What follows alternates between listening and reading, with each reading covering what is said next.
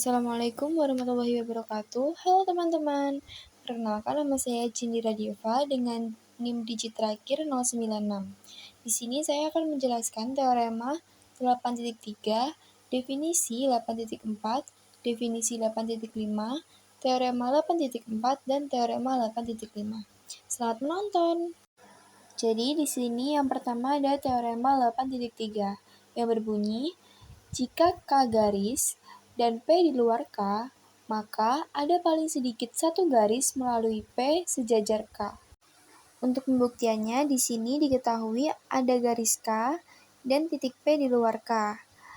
Buktikan ada garis L melalui titik P sedemikian hingga L sejajar dengan K.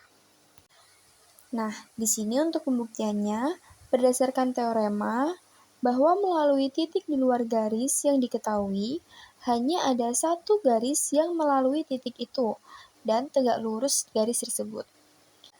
Nah, andaikan N, garis melalui P tegak lurus K. Berdasarkan teorema, bahwa dalam bidang yang diketahui melalui titik pada garis, ada tepat satu garis tegak lurus garis tersebut. Nah, andaikan L, garis sebidang dengan K dan N, maka ada N tegak lurus L di P. Kemudian, dengan teorema jika dua garis sebidang dan keduanya tegak lurus pada garis yang sama, maka garis-garis itu sejajar.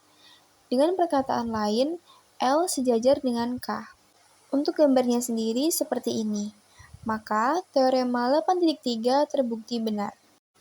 Selanjutnya di sini ada definisi 8.4 tentang transversal. Jadi berbunyi, sebuah garis disebut transversal pada dua garis yang sebidang jika dan hanya jika garis itu memotong kedua garis tersebut di dua titik berbeda. Jadi untuk garis transversal itu kita bisa bayangkan sebagai garis yang menyilang dua garis lain. Misal ada dua garis, lalu ada satu garis yang memotong keduanya di titik berbeda. Nah, garis yang memotong itulah yang disebut dengan garis transversal. Jadi, kuncinya dia harus memotong dua garis yang tidak di satu titik yang sama. Lalu di sini dilanjut dengan definisi 8.5 yakni sudut-sudut dalam berseberangan. Definisi ini berbunyi, misalkan garis X suatu transversal garis Y dan Z dan memotong masing-masing di P dan Q. Dan misalkan A adalah titik pada Y dan B adalah titik pada Z, sedemikian hingga A dan B pada pihak-pihak yang berlainan dari X. Maka, sudut PQB dan sudut QPA adalah sudut-sudut dalam berseberangan yang dibentuk oleh transversal itu dengan Y dan Z. Jadi maksudnya, kalau sebuah garis transversal memotong dua garis, nanti akan terbentuk beberapa sudut. Nah, sudut dalam berseberangan itu adalah dua sudut yang letaknya di bagian dalam di antara dua garis tadi, tapi posisinya saling berlawanan terhadap garis transversal. Jadi seperti kiri dan kanan, itulah yang disebut dengan sudut yang berseberangan. Lanjut di sini ada teorema 8.4. Teorema 8.4 ini berbunyi, jika dua garis dipotong oleh sebuah garis transversal, dan jika sepasang sudut dalam berseberangan adalah kongruen, maka pasangan sudut dalam berseberangan yang lain juga kongruen. Teorema ini dapat dibuktikan menggunakan postulat suplemen. Jadi di sini diketahui ada garis L dan K, transversal T, dan sudut 1 kongruen dengan sudut 4. Buktikan bahwa sudut 2 kongruen dengan sudut 3. Untuk pembuktiannya, di sini mari kita amati sudut 1 kongruen dengan sudut 4. Untuk alasnya sendiri karena dia sudah diketahui. Nah, dari situ kita tahu kalau sudut 1 dan sudut 2 adalah pasangan linier, sudut 3 dan sudut 4 adalah pasangan linier. Ini merupakan definisi pasangan linier. Maka, sudut 1 suplemen sudut 2 dan sudut 3 suplemen sudut 4 dengan alasan postulat pasangan linier. Karena itu, maka sudut 2 kongruen dengan sudut 3 karena suplemen sudut-sudut kongruen. Jadi teorema 8.4 terbukti benar karena sudut 2 kongruen dengan sudut 3.